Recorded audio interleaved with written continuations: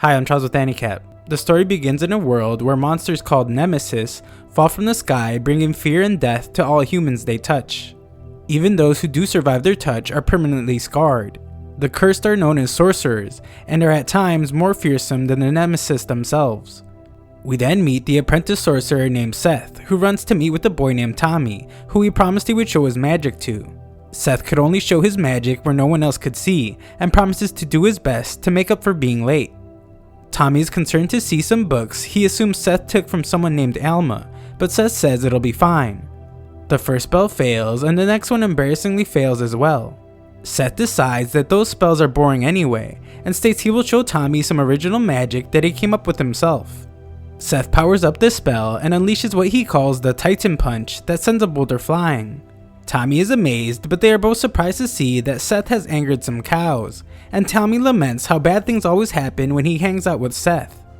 In town, we see Alma, who is a freelance sorcerer, get upset at a vendor who refuses to sell to sorcerers. She explains to him that he actually doesn't have a choice and threatens to blow up his shop if he doesn't do as she says. The vendor obeys her orders, but Alma steps outside to see Seth causing trouble again.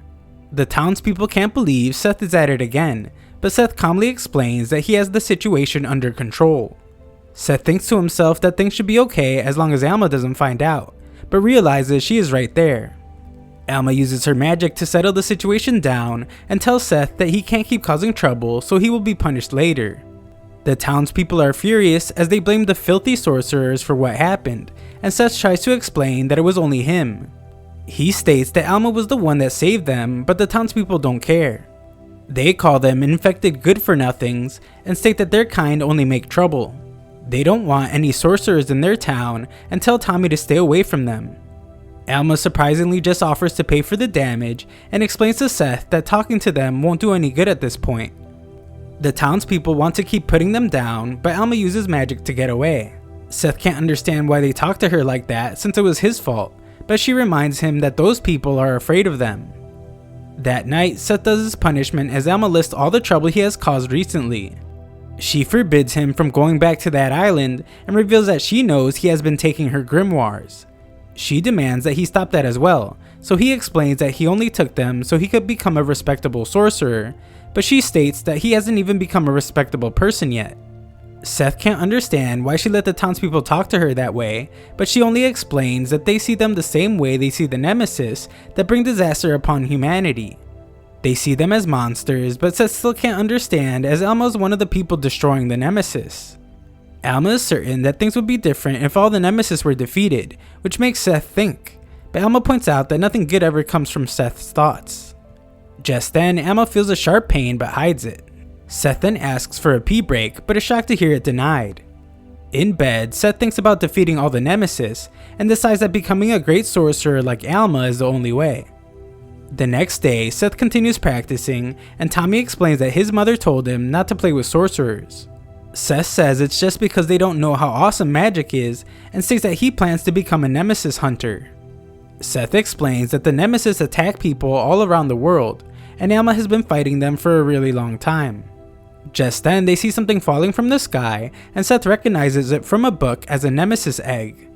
This is horrible as it's headed straight towards the town, and Alma's out fighting nemesis on another island at the moment, but Seth decides that he will fight it since he is a sorcerer too. Everyone in town is then shocked as a giant egg lands right in front of them. Seth heads home and loads up on items that include an explosive bottle, healing potions, magic talisman, magic swords, and more.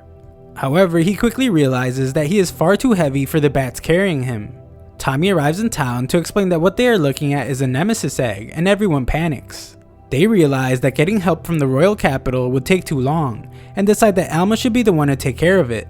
They state that sorcerers are already infected by the nemesis, and further contact with the nemesis won't kill them. They think it's time for her to finally make herself useful, and are shocked when they think another egg has fallen. It isn't another egg, however, and it's actually Seth. Seth explains that all their worries will be gone now that he is there, and explains that he can take care of the nemesis without Alma's help. Seth plans to just roll the egg off the edge of the island, but is shocked to see that it's already hatching. The egg hatches, but Seth remains calm and attacks it with the exploding bottle. The nemesis is completely unharmed, so Seth resorts to the magic sword, but it fails him as he gets hit. Seth realizes just how strong it is, and Tommy foolishly tries to help. The nemesis turns its attention to Tommy, so Seth pulls himself up and manages to rescue him just in time. This only puts Seth in a very tough spot, so he tells Tommy to run immediately. It's clear that Seth can barely hold on, so Tommy runs and asks for someone to help him. The townspeople can only watch in fear though. Seth is being crushed by the nemesis, but he refuses to give up, and states that this is his chance to show them all that sorcerers aren't bad people. Seth struggles to stand up, but continues to say that he doesn't want people to talk down to Alma anymore. The townspeople just continue to watch, so Tommy cries for someone to help, and his prayers are answered as an attack falls from the sky. A man's voice calls out his attack's name, Bravery Destroyer, as another immensely powerful attack strikes the nemesis. Attacks continue to rain down, and the man finally reveals himself. He commends Seth for his bravery, but explains that sorcerers still have to help each other out. Seth is amazed to see other sorcerers, and they easily stop the nemesis. The man explains that they are 4 wandering nemesis hunters, and they introduce themselves as the Bravery Quartet, but their leader scolds one of them for messing up their pose. Their leader introduces himself as Don Bossman, and shocks everyone when he explains that they're there to save them. Seth thinks about how Alma is the only other sorcerer he has ever seen, and desperately asks to fight with Don and the others. Don agrees as he was impressed with Seth's bravery, but the townspeople don't trust Seth. They explain that he is just trouble, but Don states that they are the same since they are both sorcerers. Don explains that the quartet will go around town to help everyone evacuate, and instructs Seth to distract the nemesis as a decoy. Seth wants to try to defeat it instead, but Don explains that that's too reckless, and being smart is part of being a real sorcerer. They part ways, and Seth decides to try to use his Titan Punch. It doesn't work though, as Seth realizes that the nemesis can change from hard to soft. He does his job as a decoy though, as the nemesis chases him throughout the town. Any attempt to attack the creature fails however, and Seth remembers that he needs to fight smarter. At a nearby bank, Tommy informs his father of the nemesis, and the Bravery Quartet arrives soon after. Don is disappointed to see people still there and tells them that they will have to leave. Back at the fight, Seth is glad to have found some chains and continues being a decoy. However, this time he lures the nemesis and traps it using the chains. He tells it that it can no longer do evil, but it grunts at him and shows that it has another much more powerful attack. Elsewhere, Alma heads back, annoyed that the people that called for her help just mistook some wild animals for a nemesis. As she approaches the island, she gets a very unpleasant feeling. She begins to rush back and hopes that Seth hasn't done anything rash. In the village, we see the aftermath of the nemesis' devastating attack. Seth remembers that Alma told him that nemesis can use magic, but he never imagined it would be this strong. Seth then hears Tommy scream in the distance, and we see that he and the others have been tied up. The townspeople now realize that the Bravery Quartet just wanted to rob them during the chaos, and state that they were right about how terrible sorcerers are. The quartet point out that they have made a fortune, and laugh in the faces of the townspeople. However, Seth arrives to question what they are doing. Don thanks Seth for being a decoy, so the people think Seth was part of the robbery, and accuse Seth of becoming friends with Tommy just because his father worked at the bank. Don explains that they aren't nemesis hunters, and are actually treasure hunters that take advantage when nemesis appear.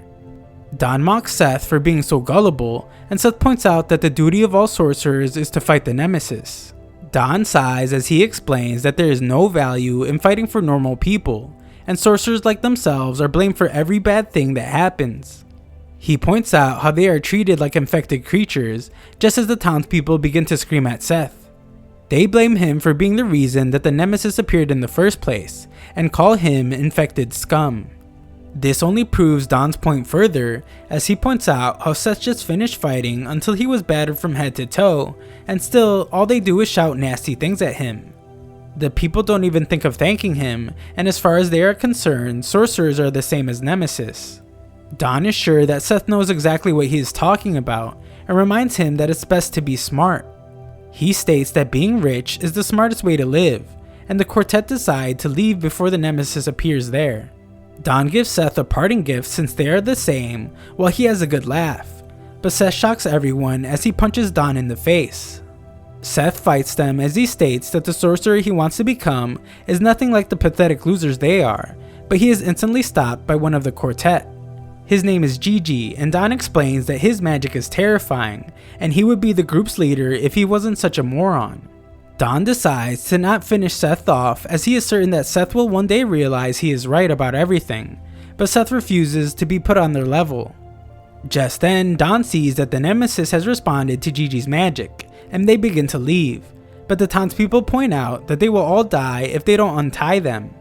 The quartet prepare to leave anyway, and Don tells Seth that he better take off and leave everyone too, if he doesn't want to die. The townspeople can only cry out in fear as the Nemesis prepares its immense attack, but Seth uses every bit of strength he has to get up. He tells Tommy that everything will be okay, and he won't leave them. Everyone watches in disbelief as Seth turns to face the Nemesis, and he thinks about Don's words just as the Nemesis is about to unleash its energy beam. He reiterates that they will never be the same, and the sorcerer he wants to become is an amazing sorcerer who protects everyone. The Nemesis releases its absolutely devastating attack as the quartet are in awe of its immense power, and they state that the townspeople are all goners.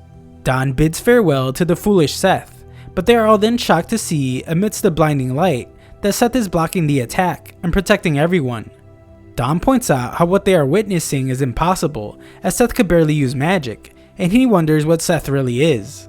The Nemesis begins preparing its next attack, but Seth won't let it have its way, and uses his Titan Punch to punch a hole right through it. Everyone is in disbelief to see that Seth actually managed to defeat it, and Don is amazed at how Seth used magic barehanded. The Nemesis isn't finished just yet, but Seth can't even move anymore. Luckily though, an attack rains from above to finish it off, and the very upset Alma tells her young apprentice to just rest now. Seth would later wake up, and Alma scolds him for using magic barehanded. This isn't something that normal sorcerers can do. She explains that an organization called the Inquisition hates people that aren't normal when it comes to magic, and she assumes that the townspeople are probably already contacting them. Seth points out that they just saved the townspeople and refuses to believe that they would betray them. Alma thinks back to just after she captured the Bravery Quartet, and Tommy returned the pieces of Seth's gloves while thanking them for saving the town. Alma tells Seth that normal people and infected like them will never understand each other. Seth then shocks her when he states that he will defeat all the Nemesis so no one else will get infected, and that people won't have to be afraid. She points out that far too many Nemesis exist in this world, so Seth decides that he will just have to find their nest and destroy it. Alma points out that that place is called Radiant, but it's just a legend. Legend or not, Seth vows to find it, pointing out that the Nemesis fall down as eggs, so there must be some place where those eggs are being laid. Alma decides that if he wants to defeat Nemesis so bad, then she will let him help her the next time she hunts one, but warns that villagers will probably fear them and run them out of town.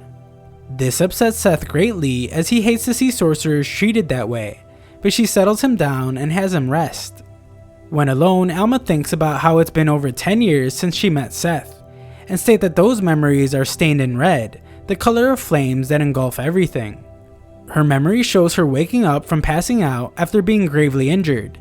She couldn't remember a single thing and was told that she was found holding a boy as if to protect him. She states that after she lost everything, all that remained to her was a child she had no recollection of. After her wounds healed, she took Seth with her on her journey to ask anyone they saw if they had any recollection of her or Seth. The answer was always no, and she lamented how most people wouldn't even listen to what she had to say.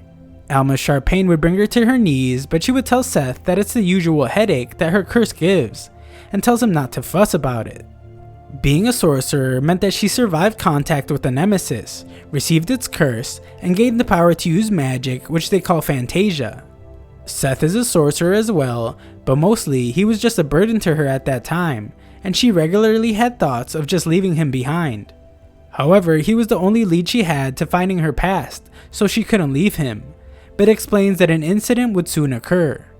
Alma explains that she was just starting to make a living as a Nemesis hunter and left Seth home alone one day so she could hunt a Nemesis. While alone, a group of kids would bully Seth and blame him for being the reason the town's livestock died. Seth tried to explain that it was the Nemesis that did it, but they just began to beat him relentlessly, while they stated that beating up bad guys is the right thing to do.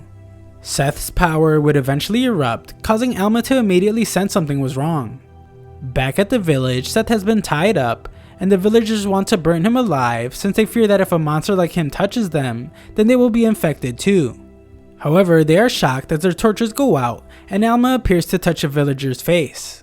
She points out that he must be cursed now, and they all run in fear, but she laughs at how it is clearly not true.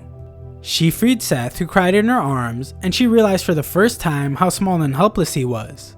She knew she had to protect him and wouldn't let anyone treat him like a bad guy ever again. Alma no longer wandered aimlessly. She still wanted to regain her memory, but now had something more important. What she needed was a place where she could protect Seth, where no one could threaten or hurt him anymore. The rest of the world continued to run them off just as before, but when they did, they would just let the wind take them on a new journey. Alma looks at his old clothes and realizes how much he has grown up since then. The next day, Seth tries to sneak out, but Alma stops him. Seth says that it won't do any good trying to stop him, but Alma shocks him when she reveals that she won't. She knows that he wants to go look for Radiant, and asks what his plan to find it without any leads is, but is shocked to hear him say that with enough spirit, he will make it work. Seth is then shocked as she gives him her broom, and the gloves that have been patched up. She makes him promise her one thing though, and that is to make sure that he never becomes a monster. He agrees and promises to become the greatest sorcerer instead. He eagerly begins his adventure, but stops and rushes back to Alma filled with emotion.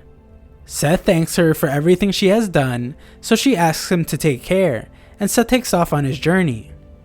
Alma watches him leave as she can no longer hold back her tears, and thinks about how great of a burden he was. Seth's journey has officially begun, and he speaks to Radiant as he threatens to destroy it no matter what. Sometime later, several members of the Inquisition gather and discuss how all their hunts have gone recently. General Torque, the one that is referred to as the Beast, arrives, and states that it goes without saying why he has gathered them all there. He has everyone's attention as he states that the day before, just outside an island, a certain sorcerer with horns was found on the sea. The story continues as Alma meets with the authority on Nemesis research named Doc. Doc explains that he sent his assistant to meet with her, but realizes now that she must be lost. Alma reminds him that he won't be paid till the job is done, so he heads off to find the Nemesis remains before the Inquisition finds him. Alma hopes that Seth is doing well on his journey, but we see that he is on board an Inquisition ship and questioning why he is being arrested. Seth is prepared to fight them all, and they realize that he is using a strange technique. Inquisition Captain Dragonov arrives and is told that the boy ran into their ship. They thought he was suspicious, so they tried to interrogate him, but he started to fight them. Dragonov notices Seth's horns as Seth tries to explain that he just isn't good at flying with a broom yet. Seth forces his way out of the pile and introduces himself as Seth the Sorcerer. Dragonov can't believe how ignorant Seth is and determines that word of their laws hasn't reached the Outer Lands yet. Seth explains that he hasn't done anything wrong, but they explain that it's only a matter of time and they arrest him. Seth is certain that the cage can't withstand his magic, but he is very wrong. The cage was built specifically for sorcerers, and Dragonov explains that Seth will be imprisoned at the capital for 10 years. Seth states that that won't work for him as he plans to destroy Radiant, but the guards point out how it's just a fairy tale. Dragonov explains that even the word is taboo and warns him not to add more crimes to his list. Dragonov explains how Seth's curse is what allows him to use magic and sends him deeper into the ship. Seth realizes the trouble he is in and remembers how Alma always used to tell him to hide his horns. He then looks back to when he disappointed Alma with his simplistic plan to find Radiant. He thought he would start by looking somewhere high in the sky, then perhaps deep down below the surface.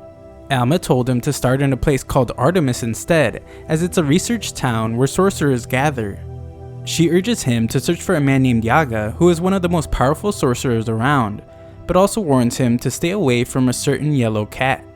Seth is then startled to see a small creature in his cage, and a girl named Melly in the cage next to him.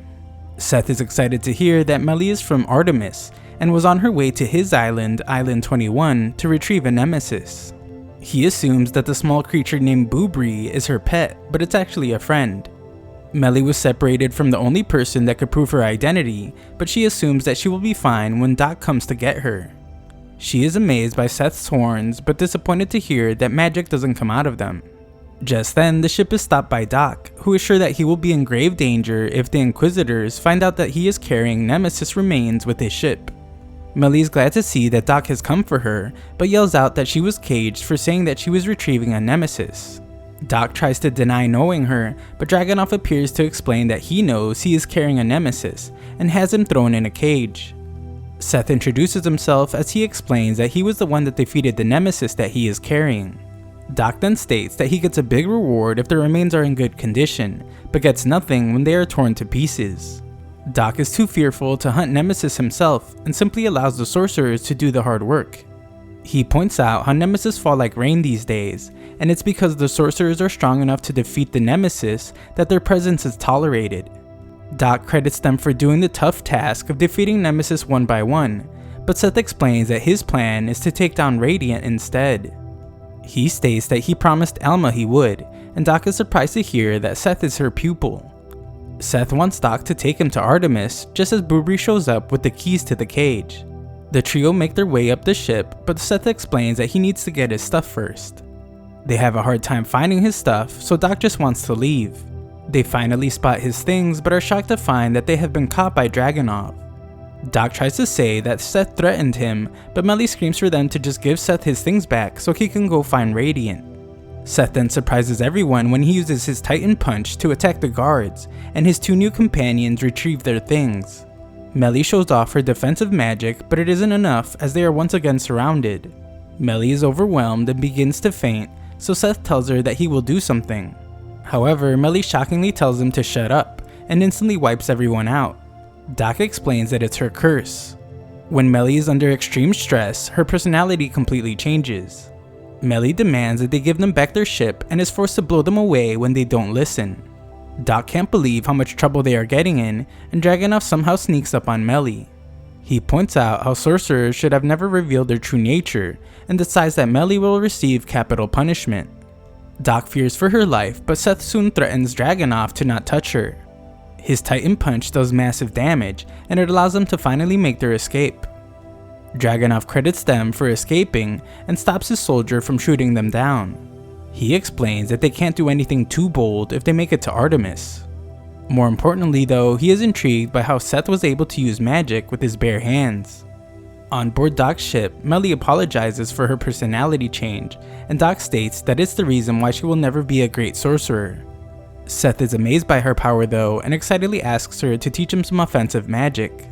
Doc then explains that they are nearing Artemis, and Seth prepares for the city of sorcerers. They finally arrive at Artemis, where Seth is amazed by all the other sorcerers' ships.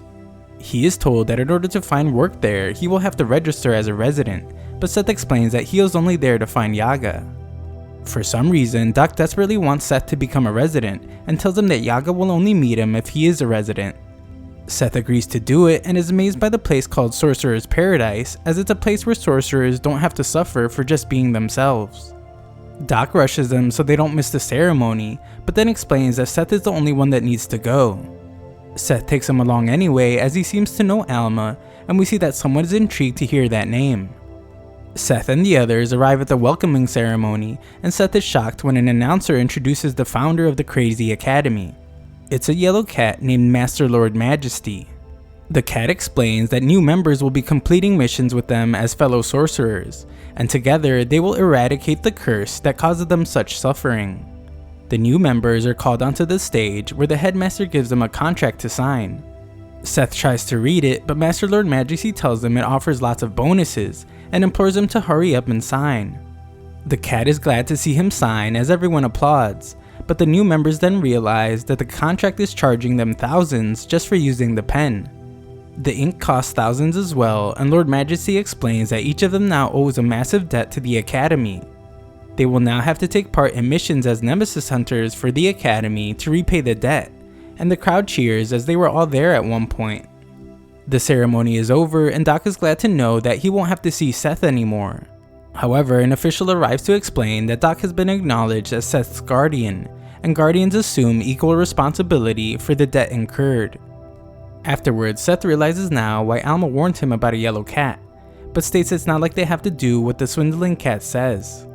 Seth explains that he will just find Yaga, and leave after he finds Radiant, but Doc tries to explain that that would just leave him with all the debt. They head out in search of Yaga anyway, and encounter two paths. Seth ignores Doc to choose the golden path, so Doc must explain that the golden path costs money.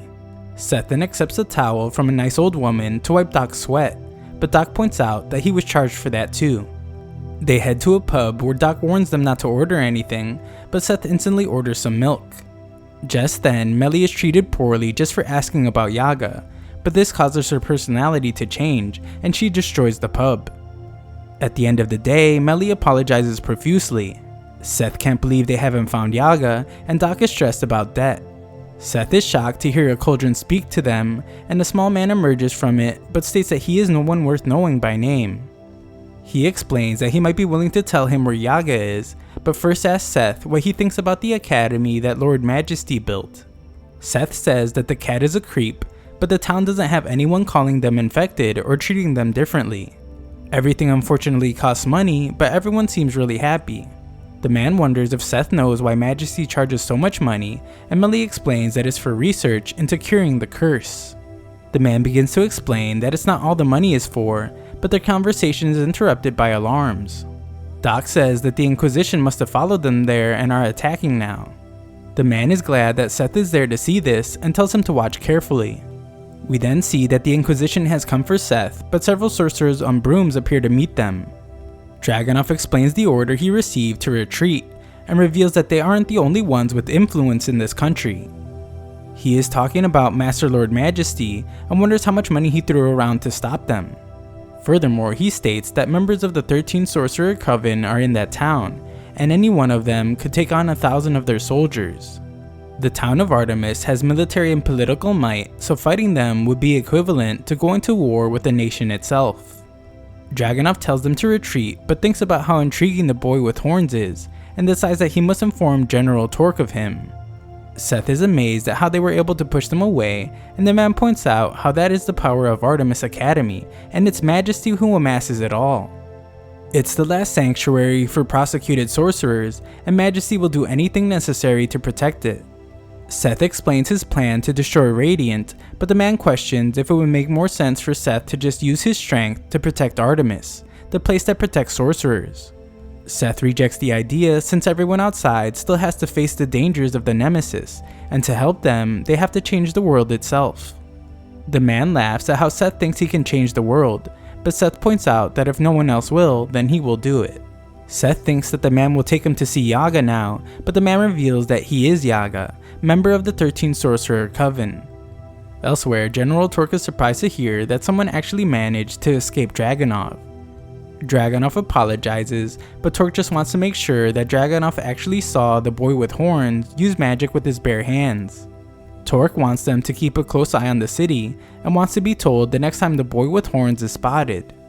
Another member arrives, amazed to hear about the boy who uses magic barehanded. Torque points out that they are well aware of the danger he possesses, and decides that they must capture him at all costs. Sometime later, Seth barges in on Melly's tea party, and he asks her to teach him magic, so she wonders why. Seth thinks back to when he spoke with Yaga and told him that he was Alma's pupil. He asked Yaga where Radiant is, but Yaga just destroys the letter Alma sent explaining who Seth is. Yaga says that he has nothing to give someone with no strength, and if he wants him to teach him, then Seth needs to show him that he is strong enough to earn it. Yaga was unimpressed by his Titan Punch since he is just gathering Fantasia on his fist, and tells him to learn basic magic first.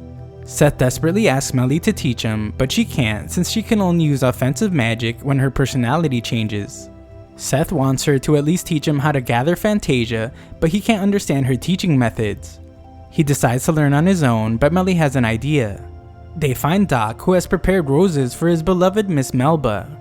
Miss Melba works at a cafe, and Doc pays the price for leering at her when her father smacks him. Melly must then explain that the puppet on Melba's hand is her father. Her father smacks Doc's flowers away, and Melly explains that he is a great cook and wonderful father.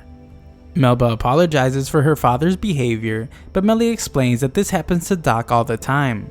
They enjoy a meal on the house, and Seth explains that he is there to search for Radiant. Doc thinks about how foolish Seth is for this, and instantly gets irritated when Melba is amazed by how brave Seth is. Seth explains that he needs to learn magic first though, and Melly says that she thought Doc could help since he is a researcher.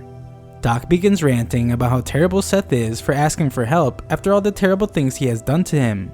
However, he instantly changes his mind when Melba points out how amazingly kind it would be for him to help. Doc instantly decides to help and states that with his help, using magic will be easier than frying an egg. Doc is then shocked to see Seth getting more attention from Melba, but Seth can't handle the flavor of her roast beef flavored tea. Doc pretends to like it and is offered plenty more. Doc then uses Seth's training as an excuse and they get out of there. Doc then angrily explains that he will help since he promised, but says that he won't be touching any Fantasia and will only help with reading grimoires. Seth wants to learn the spell Meteor Drops first, and Doc instructs him on how to visualize the magic he wants to make. Seth then shouts the incantation, but it doesn't work. Several more tries result in failure, and Doc tells him that it takes more than spirit to make it work. Seth gives it another try as magic forms on his fists, but he just unleashes another Titan punch, and he sends Doc flying. Afterwards, Seth continues to apologize, but Doc refuses to continue helping him. Melly desperately tries to think of a way to help Seth train, and shocks the others when she states that she will pound the magic into his body to make sure he remembers it. Her personality has changed as she uses meteor drops to attack, and Doc is forced to try and protect Melba, but is just sent flying again. Melly then chases Seth as he refuses to fight her back, but she tells him that is why he is weak. Her next attack sends him flying, and we see that his glove is cut open. Melly's massive destruction causes debris to almost fall on her, so Seth tries to save her. However, he realizes that his Titan punch won't be able to reach in time, and begs for meteor drops to work this time. He screams it out loud and shocks everyone as the spell works and he saves Melly. Seth couldn't be more excited, and we see that crazy Melly seems glad as she reverts back to her normal self. Melly is ashamed for all the damage and worries that Seth might not want to ever speak to her again, but he points out how he could have never learned how to use the spell without her. Things aren't perfect though, as Doc seems to have flown off again. Later, Seth shows Yaga his spell. Yaga says his Fantasia leaves a lot to be desired, but explains that it isn't bad. Seth assumes that this means he can go to Radiant now, but Yaga shuts him down.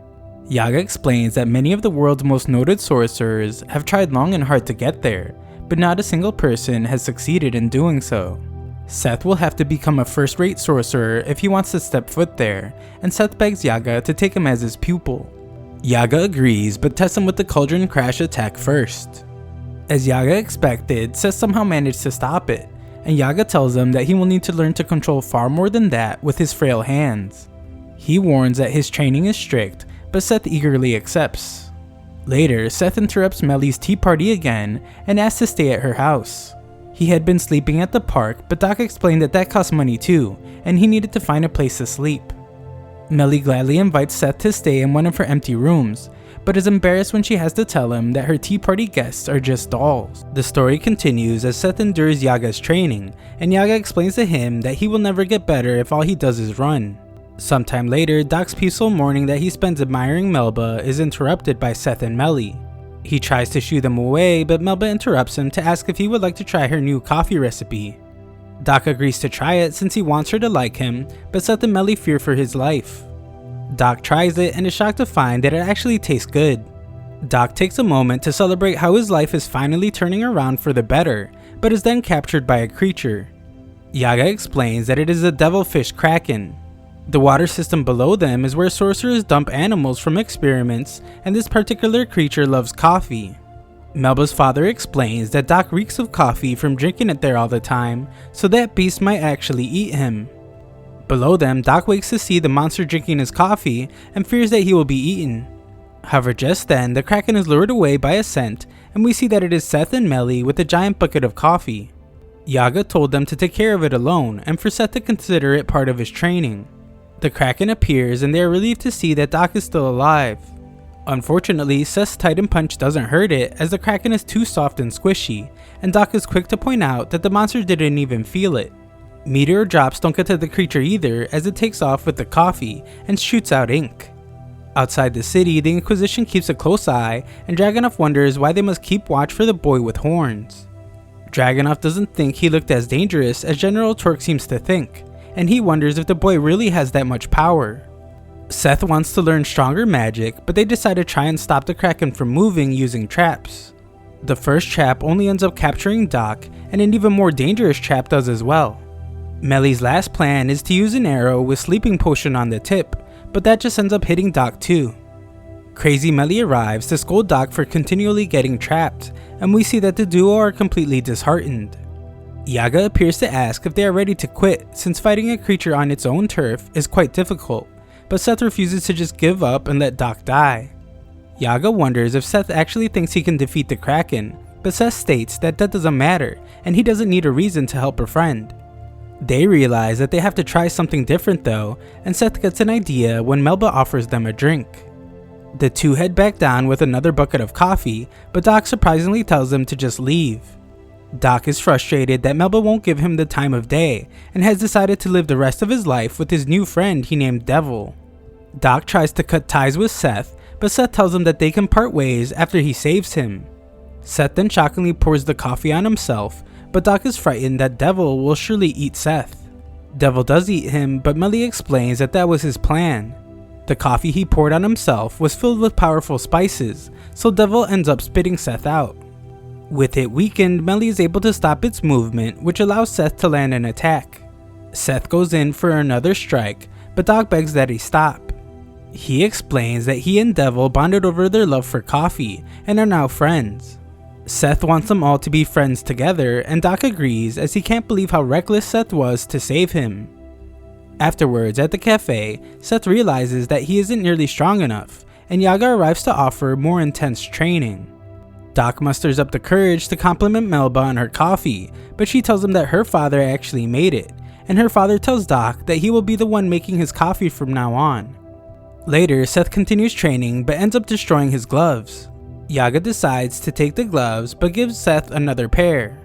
These are quite different though, as Yaga explains that they prevent the wearer from using magic at all, and shocks him if he tries to take them off.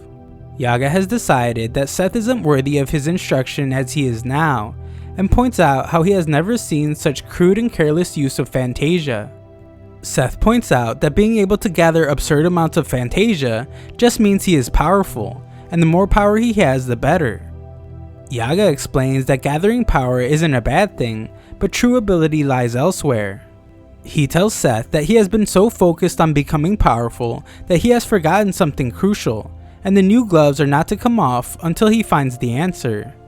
At the cafe, Seth complains about how Yaga isn't making any sense just as Doc arrives. Melba's father assumes he is there to make another pass at his daughter, but Doc is actually there to tell them that they have an invitation from Lord Majesty. The invitation is to explain that their debt has soared to unprecedented heights, and is by far the highest debt in the history of Artemis Academy. Doc must explain to Seth that this isn't something to celebrate, and they must tell Lord Majesty that they have no money to pay the debt. Lord Majesty has them do tasks instead, and Seth wishes he could use magic to make things easier.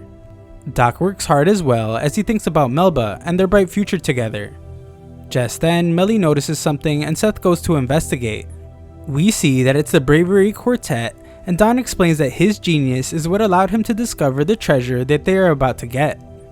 Seth arrives and they are shocked to see each other, but Seth forgot who they are.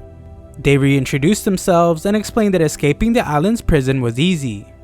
Don explains that they are there to steal, and Melly shocks Seth when she uses offensive magic and tells them that she has been training too. Melly has discovered that their power comes from their shorts, and Don reveals that their shorts are made from the same material as magic gloves. His subordinate corrects his mispronunciation of a word but pays the price. Don then offers to take the magic suppressing gloves off of Seth in exchange for them ignoring their wrongdoings, but Seth refuses to make deals with people like them. Don explains that he actually respects Seth a lot after seeing how his punch defeated the Nemesis. He sympathizes with Seth as he states that power is everything in this world, and without it, stronger people will just take everything from him. But with power, he can make everything go his way.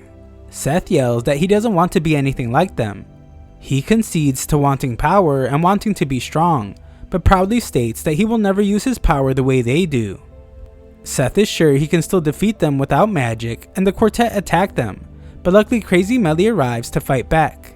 Gigi stops part of her attack with a troublesome shield, but Seth tells her to attack again. Seth then surprisingly uses her attack to go airborne and lands a kick on Dawn. Gigi is taken out as well, but Dawn wakes up to capture Melly. Bubri desperately attacks Dawn, forcing him to fall, and Seth instantly springs into action, but Melly cries for him to stop as he isn't able to fly a broom without magic. Seth thinks about how taking off the gloves will get him expelled, but decides that isn't important now. Seth fights the electrical shock and manages to get the gloves off just in time to save Dawn. Afterwards, Seth apologizes to Yaga for breaking his rules, and decides that he will just have to find another way to get to Radiant. Yaga stops him though and explains that he hasn't expelled him. Yaga decides to give Seth another chance and explains that it's clear Seth managed to find the answer. Yaga gives him his old gloves but has made them fingerless. He explains that Seth has never actually gathered Fantasia with gloves on. All he had been doing was forcing the Fantasia surrounding his arms into his gloves, which just ended up dispersing most of it. He explains that most sorcerers can't use magic without gloves, which means anyone who can do it barehanded is considered a heretic. These were the gloves given to him by Alma, and it's clear that she did it on purpose to protect Seth. With his new gloves, Seth can now make use of the abilities he was born with, and Yaga warns that training is going to get much harsher from now on. Elsewhere, Lord Majesty is glad to see his plan to have Seth stop the criminals worked out perfectly, and we see that Doc was left behind to keep working. Sometime later, Seth stuffs his face after a difficult training session when Yaga reads something about the Inquisition. Seth thinks that they're all just evil bad guys, but Yaga explains that they are all individuals like themselves, and Seth needs to understand that before he fights them. Outside the city, we see that Dragunov is fishing, as it's a good way to pass the time while they wait for the boy with horns to reappear. He is pretty laid back, so one of the soldiers wonders how he can be so unreliable, but another soldier tells the rookie that he will see how incredible Dragunov is one day. That night, the rookie is stunned to see Dragunov cook for everyone. He thought joining the Inquisition meant fighting dangerous sorcerers to maintain order in the world, but that's not what they're doing. Afterwards, the rookie sees Dragunov while doing laundry duty. Dragunov wonders if he has disappointed the rookie, as all the rumors about him are not true, and he is just another guy who strayed from the road to success. It is said that he can see everything, but Dragunov explains that only General Torque can do that. A dangerous storm appears, and Dragunov wonders if he is imagining things as he sees something outside. The next morning, the rookie laments how they spent the night repairing the ship. He thought being an Inquisitor would be more glamorous, like taking out evil sorcerers and winning the people's gratitude. News has spread about a captain named Conrad leading a large-scale heretic run, and the rookie can't help but notice the vast difference from their own captain. Just then, a report states that a nearby squad was attacked by a nemesis, and they are now stranded on an island. Back in Artemis, Yaga explains that just like everywhere else, the Inquisition is filled with good and bad people. Throwing a label on an entire group of people would make him no better than those that discriminate against sorcerers. We then see that Dragunov has answered the call to help the other squadron led by Captain Edmund. Edmund shows them their cargo that they are proudly bringing back to headquarters, and explains that they are all sorcerers that were harassing citizens. Dragunov's men are then asked to repair their ship, and they talk about how Edmund made a big name for himself for capturing several sorcerers.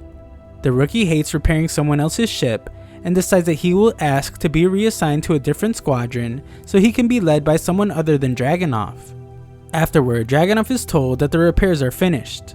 Just then, a nemesis appears, and Edmund states that it's the one that attacked his ship. It's enormous, but Dragunov explains that it's not interested in them at all. Edmund is glad to see that it's heading straight for a town, which means they are safe. The rookie can't believe he doesn't care about all the people that will be harmed, and Edmund says that only an idiot would fight that thing when there is no need to. Edmund explains that his only enemies are the sorcerers, but Dragunov points out that the nemesis are just as dangerous as them. Edmund points out that their weapons aren't enhanced with Fantasia, so unlike the sorcerers, they can't finish off a nemesis. However, Dragunov reminds him that even so, they have their own ways of fighting. Dragunov then gives an energizing speech to his troops as they prepare to fight the nemesis, and the rookie watches with admiration.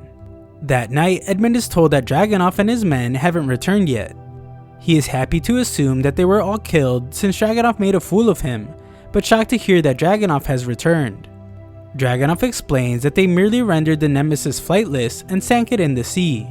Edmund plans to report the victory to headquarters, but is shocked when Dragunov raises his bow to him. Dragunov reveals that he has learned Edmund's secret, and his troops confirm it. He explains that the people Edmund captured don't need to be caged, since not a single one of them is a sorcerer, and Edmund has been falsely claiming that all the people he captures are sorcerers. Edmund tries to make a deal with him, but Dragunov refuses, as he is just another being that harms and threatens the lives of powerless people. That night, Dragunov feeds his men again, but he is glad to see that the rookie is eating this time. However, he can't stop thinking about how the gigantic Nemesis seemed to have already been heavily injured by a huge sword. Nearby, we see a menacing looking man. He was responsible for hurting the Nemesis, and he decides to head to the most populated town nearby, called Rumble Town. Sometime later, Seth and Melly attend a festival thrown by Master Lord Majesty. Doc explains that Majesty is doing it for financial gain, but also to build relationships with other countries, so that the Inquisition can't mess with their town. Doc explains that if Seth plans on spending money even when they are in debt, then he should at least try to win the upcoming broom race. Afterwards, Lord Majesty welcomes everyone as he states that it's time to test their knowledge and skill in a broom race. The prize is 10 million coins, but we see that Seth is still outside since the entry fee is more than he can afford. Just then, a guy named Nick arrives, and his groupies explain that Nick has won the last 2 broom races. He is a highly renowned citizen, but upsets Seth when he brings up Alma.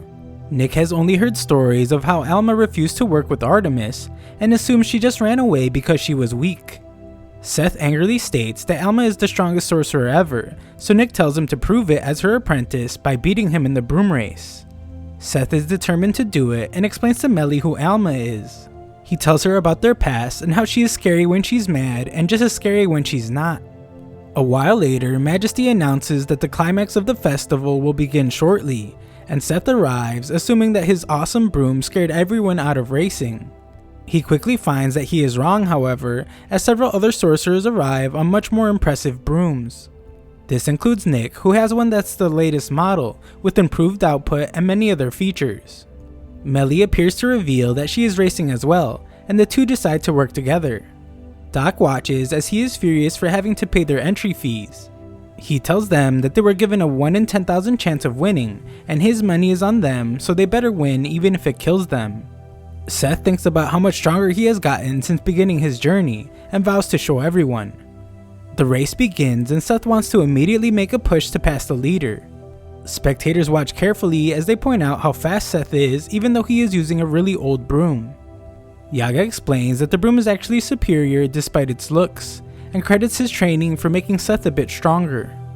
The rookies he is up against don't stand a chance, and Doc begins to believe in Seth. In the race, Seth yells at Nick to tell him he has caught up, but they're all shocked to see a giant thing next to them. It's Lord Majesty's robot, and Majesty explains how surprised he is to see someone with 1 in 10,000 odds come this far. Majesty is funding the race and doesn't want Seth to win, so he tries to attack him.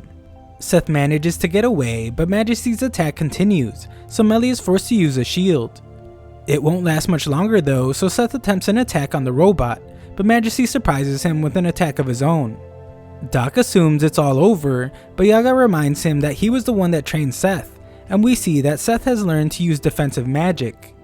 Seth uses his Titan Punch to attack the robot, forcing Majesty to run for his life, but the explosion forces Seth to have to rescue Melly. She tells him to leave her behind, but Seth refuses as he wants them to cross the finish line together. Everyone is then amazed as Seth quickly catches up to Nick, but Nick insults his broom. Seth points out that it's the best broom in the world since it's filled with Alma's love, and he nearly catches up.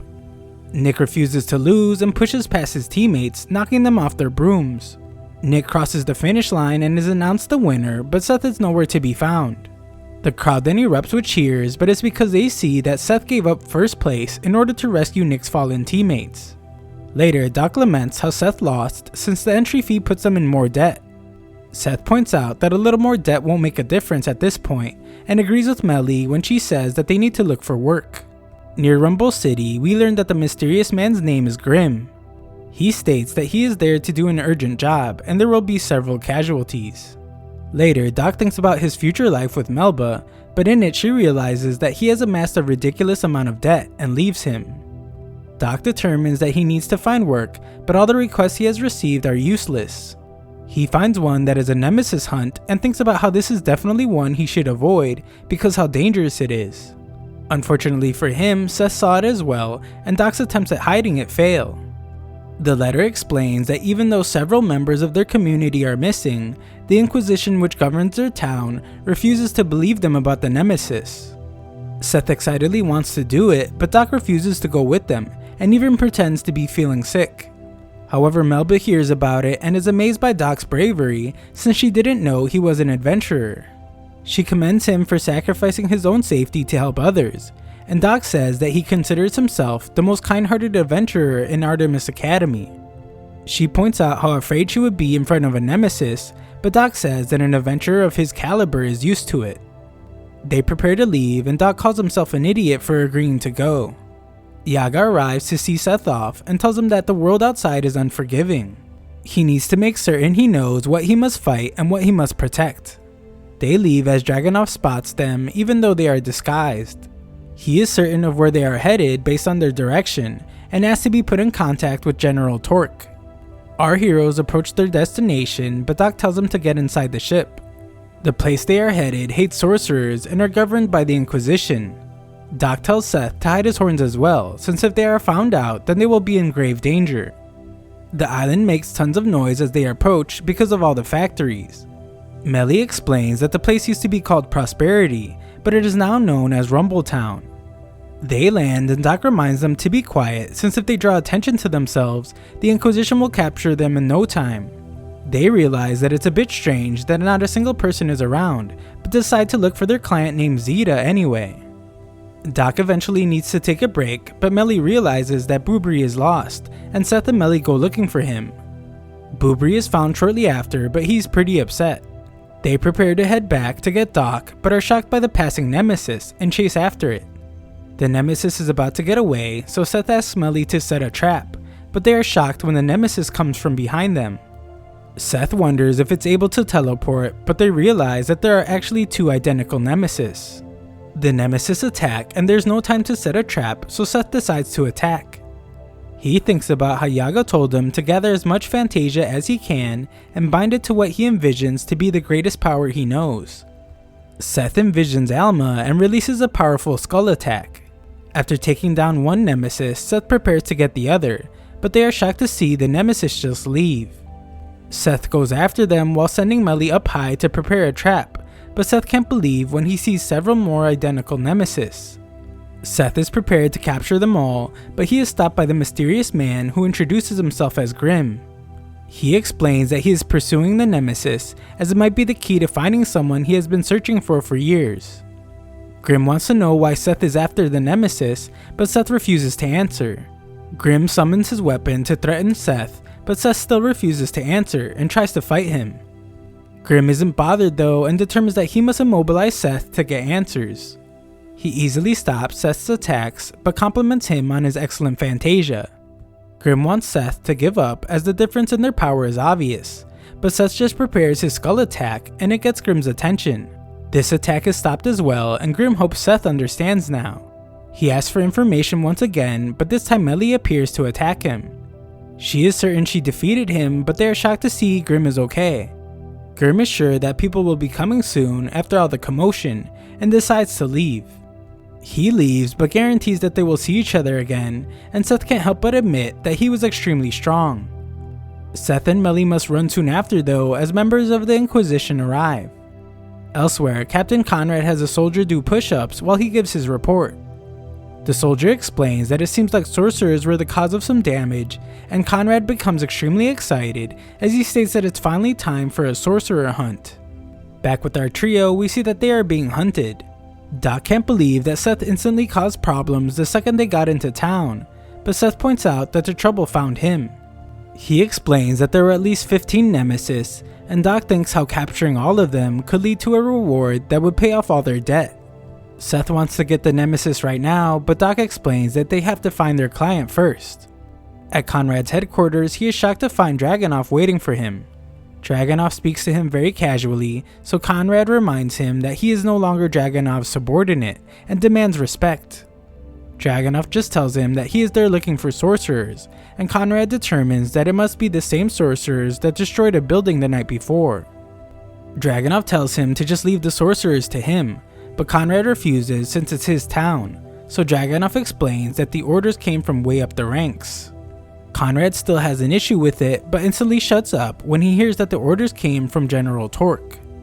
Conrad wants to know what's going on, but becomes furious when Dragunov tells him it's confidential information. Elsewhere, our group is told that there is no Zeta around, but Crazy Melly appears to get a man to confess that he is Zeta. Zeta's wife explains that their eldest son Taj came into contact with the Nemesis. The group assumes that the boy is dead, but are shocked to see him still alive.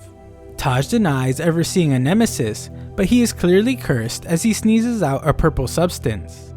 Zeta's wife states that the Inquisition seems to be ignoring the fact that there is a Nemesis in town, and they couldn't care less since they are immigrants. There are several factories in Rumbletown, so many immigrants come there looking for work. Everyone there already has a poor opinion of immigrants like them, so Zeta can't imagine what they would do if they found out that Taj was infected. Zeta then corrects himself as he states that Taj actually just has a cold. Seth stares at their concerned faces and proclaims that he will defeat the Nemesis. Taj can't believe they are willing to help and offers to take them to the Nemesis. On the way, Taj explains that the Nemesis he saw was huge, and Melly determines that it was the Source Nemesis. The Source Nemesis is the one that infects others with its touch, and the ones they saw must have been Echo Nemesis that split off from the Source Nemesis. Taj points out where he saw the large Nemesis, and the trio go ahead to find a strange looking tree with feathers. These are the trees that inhabit a place where Nemesis exist, but they have never seen one this big. They don't usually get this big, so they determine that the Nemesis must have been there for a while. Just then, the ground begins to shake and all the troops evacuate the area. Doc points out that it's no ordinary earthquake, and years of digging have made the island unstable. They realize that people are being moved to balance out the island, and the clock tower is giving the directions. Seth points out that the Nemesis came out before when no one was around, and thinks that they might be waiting till everyone leaves. Doc fears that the ground might fall beneath their feet, so Seth decides that they should just watch from the sky. He was right as the Nemesis appear, but there are too many. They decide to take down a small group first, but Doc calls Seth crazy as he plunges down from the sky to attack. Seth gets the job done as he is certain that the Nemesis won't move, but he is soon attacked. His friends check on him, but Seth reminds them that they are in a fight. Seth holds one of the Nemesis so Melly can attack, and he notices something. Melly successfully casts her spell, and Doc dreams about how much money they will be awarded. Melly fantasizes about having a feast, and Doc imagines how impressed Melba will be. Seth is surprised to hear that they are not done yet though, as Melly explains that they still need to seal the Nemesis inside scrolls. The process could take a while, but it should be fine since the Nemesis can't move. Just then, more Nemesis begin to fall into the trap, and the group are excited for a bigger reward. However, Grim makes an appearance that shocks everyone, and Doc watches his dreams of having a family with Melba go down the drain. Grim greets them and uses some kind of spell. He is now able to determine that they intended to capture the Nemesis alive, and he asks Seth what a certain woman entrusted him with. Seth just wants to fight him again, but Grim has no time for them and leaves. Melly's chain can't get to him in time as he gets away, but she explains that she put a mark on him so he won't be able to take them by surprise again. Nearby, Grim carries a couple soldiers and puts them in a coffin as he asks the undead to take care of them. Elsewhere, we see that the Echo Nemesis are being controlled and the person controlling them. Thanks for watching. I'll be recapping another anime next, but I'll continue this one if it performs well.